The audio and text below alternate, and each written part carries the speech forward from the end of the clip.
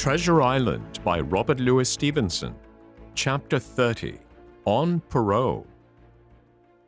I was wakened, indeed we were all wakened, for I could see even the sentinel shake himself together from where he had fallen against the doorpost, by a clear, hearty voice hailing us from the margin of the wood.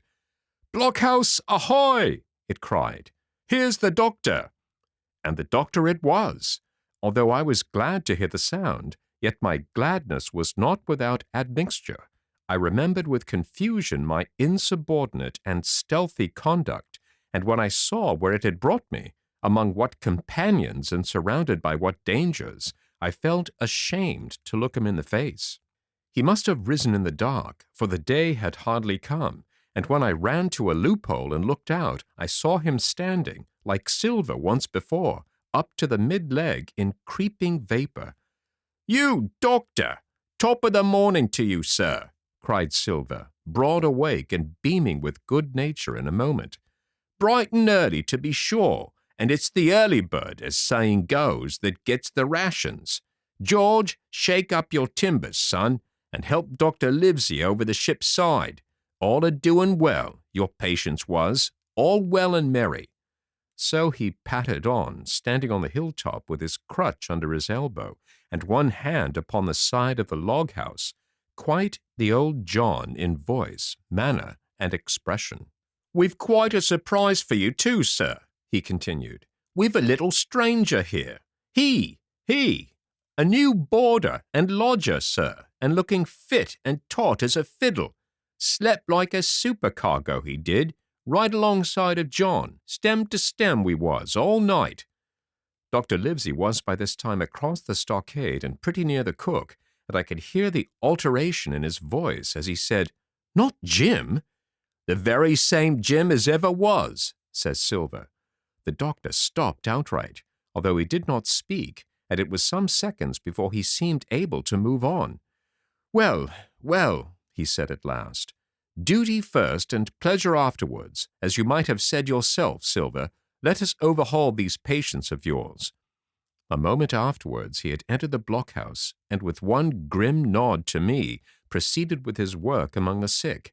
He seemed under no apprehension, though he must have known that his life, among these treacherous demons, depended on a hair, and he rattled on to his patients as if he were paying an ordinary professional visit in a quiet English family. His manner, I suppose, reacted on the men, for they behaved to him as if nothing had occurred, as if he were still ship's doctor, and they still faithful hands before the mast.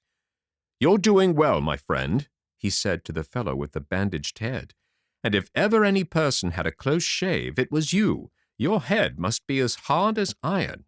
Well, George, how goes it? You're a pretty color, certainly. Why, your liver, man, is upside down. Did you take that medicine? Did he take that medicine, men?" Aye, sir, he took it, sure enough," returned Morgan.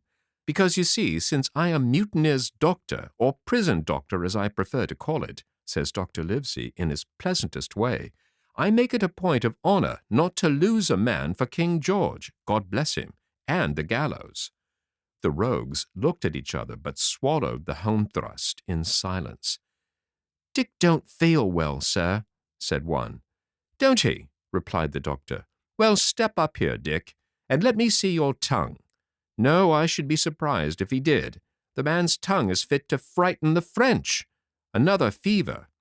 "Ah, there," said Morgan. "That comed of spilling Bibles." "That comes, as you call it, of being arrant asses," retorted the doctor, "and not having sense enough to know honest air from poison, and the dry land from a vile, pestiferous slough. I think it most probable, though of course it's only an opinion, that you'll all have the deuce to pay before you get that malaria out of your systems. Camp in a bog, would you? Silver, I'm surprised at you. You're less of a fool than many. Take you all round. But you don't appear to me to have the rudiments of a notion of the rules of health. Well," he added after he had dosed them round and they had taken his prescriptions, with really laughable humility, more like charity school-children than blood-guilty mutineers and pirates, "well, that's done for today, and now I should wish to have a talk with that boy, please." and he nodded his head in my direction carelessly. George Merry was at the door, spitting and spluttering over some bad-tasted medicine, but at the first word of the doctor's proposal he swung round with a deep flush and cried, "No!" and swore. Silver struck the barrel with his open hand. "Silence!" he roared, and looked about him positively like a lion. "Doctor," he went on in his usual tones, "I was a-thinking of that, knowing as how you had a fancy for the boy.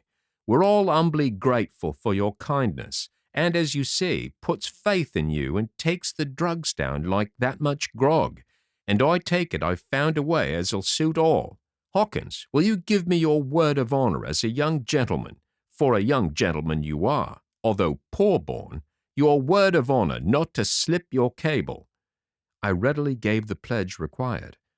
"Then, doctor," said Silver, "you just step outside of that stockade, and once you're there, I'll bring the boy down on the inside, and I reckon you can yarn through the spars. Good day to you, sir, and all our duties to the squire and Captain Smollett." The explosion of disapproval, which nothing but Silver's black looks had restrained, broke out immediately the doctor had left the house. Silver was roundly accused of playing double, of trying to make a separate peace for himself, of sacrificing the interests of his accomplices and victims, and, in one word, of the identical exact thing he was doing.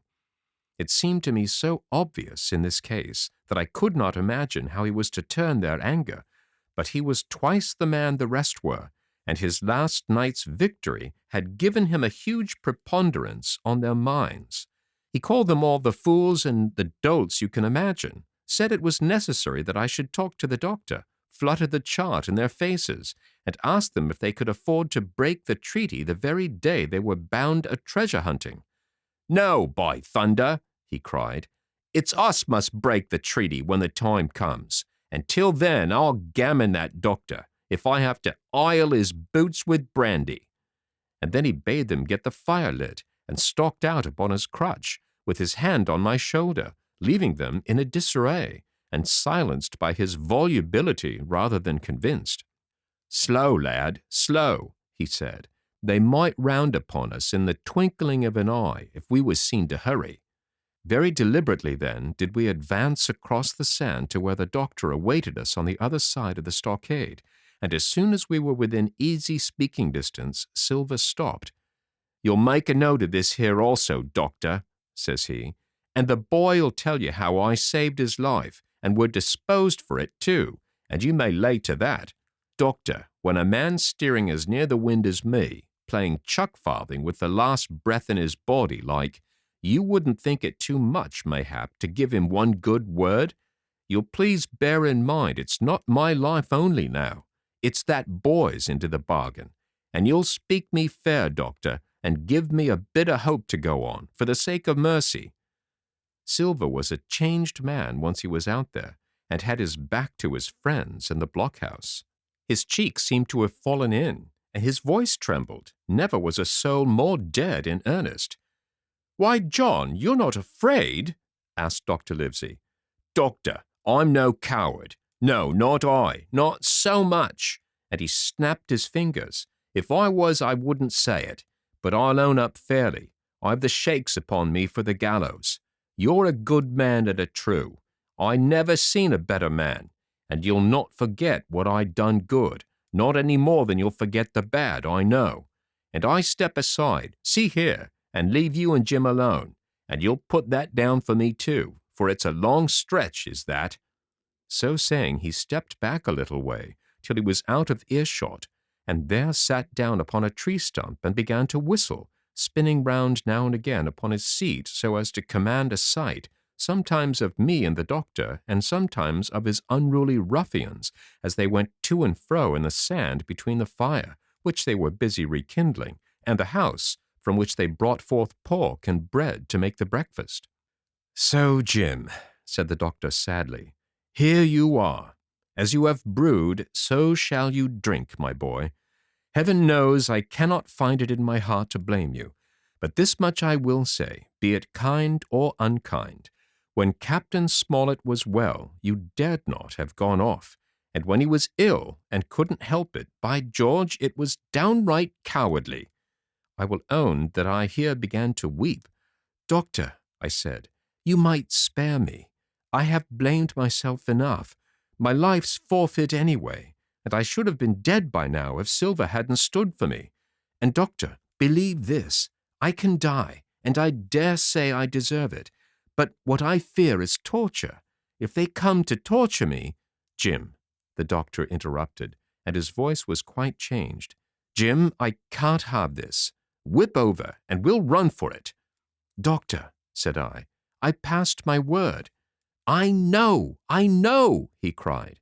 We can't help that, Jim, now. I'll take it on my shoulders. Holus bolus, blame and shame, my boy, but stay here, I cannot let you. Jump! One jump and you're out, and we'll run for it like antelopes. No, I replied. You know right well you wouldn't do the thing yourself. Neither you nor squire nor captain, and no more will I. Silver trusted me. I passed my word, and back I go. But, doctor, you did not let me finish. If they come to torture me, I might let slip a word of where the ship is, for I got the ship, part by luck and part by risking, and she lies in North Inlet, on the southern beach, and just below high water. At half tide she must be high and dry. The ship? Exclaimed the doctor. Rapidly I described to him my adventures, and he heard me out in silence. There is a kind of fate in this, he observed when I had done. Every step, it's you that saves our lives. And do you suppose by any chance that we are going to let you lose yours? That would be a poor return, my boy. You found out the plot. You found Ben Gunn, the best deed that ever you did or will do, though you live to 90. Oh, by Jupiter! And talking of Ben Gunn, why, this is the mischief in person. Silver, he cried, Silver, I'll give you a piece of advice, he continued as the cook drew near again. Don't you be in any great hurry after that treasure. Why, sir, I'd do my possible, which that ain't, said Silver. I can only, asking your pardon, save my life and the boys by seeking for that treasure, and you may lay to that. Well, Silver, replied the doctor, if that is so, I'll go one step further. Look out for squalls when you find it. Sir, said Silver, as between man and man, that's too much and too little. What you're after, why you left the blockhouse, why you given me that there chart, I don't know now, do I? And yet I done your bidding with my eyes shut and never a word of hope. But no, this here's too much. If you won't tell me what you mean plain out, just say so and I'll leave the helm. No, said the doctor musingly, I've no right to say more. It's not my secret, you see, Silver, or I give you my word I'd tell you. But I'll go as far with you as I dare go, and a step beyond, for I'll have my wig sorted by the captain or I'm mistaken. And first, I'll give you a bit of hope. Silver, if we both get alive out of this wolf trap, I'll do my best to save you, short of perjury. Silver's face was radiant. You couldn't say more, I'm sure, sir. Not if you was my mother, he cried. Well, that's my first concession, added the doctor. My second is a piece of advice. Keep the boy close beside you, and when you need help, halloo! I'm off to seek it for you, and that itself will show you if I speak at random. Goodbye, Jim. And Dr. Livesey shook hands with me through the stockade, nodded to Silver, and set off at a brisk pace into the wood.